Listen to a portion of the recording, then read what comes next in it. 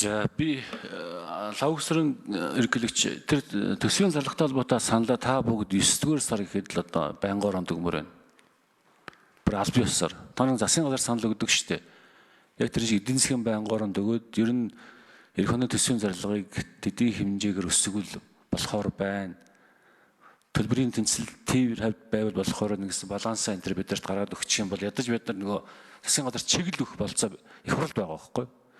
Та нарыг одоо тоохгүй бол бид нар эндээс чиглэл өгөхгүй бол одоо эх жил манай жавхлан сайд чи дахин хэдэн их найдаар зарлагаа нэмэгдүүлэх юм хэрэгтэхгүй байгаа шүү дээ. Орлого нь байхгүй байх зарлагаа нэмэгдүүлээд байдаг. За хоёрдугаарт нь би нэг юм ажлын гаргаж ажиллахаар одоо бас сая байнгын орон дарагтай ярьлаа.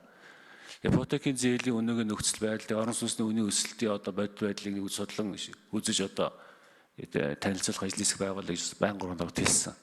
Тэгээ манай Монгол банкныхан маань та сайн оролцоод тэр ялангуяа тэр хяналтын зөвлөлийн дарга их эрчтэй хүн байгаа шүү. Чи тэр орж хамтарч ажиллана шүү.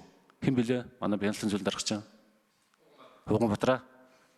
Чи тэрэн заавал орж ажиллана. Тэгээ хэдүүлээ энэ бас нэг ипотекийн зээлийн асуудлуудаар сайхан хамтарч ажиллаад орон сүнсний бодит төсөлтийн асуудал дээр ямар байгаа манай байнгын орон дээр ажлын хэсэг гаргаад хэдүүлээ ажиллаа гэсэн юм бодолтой байгаа.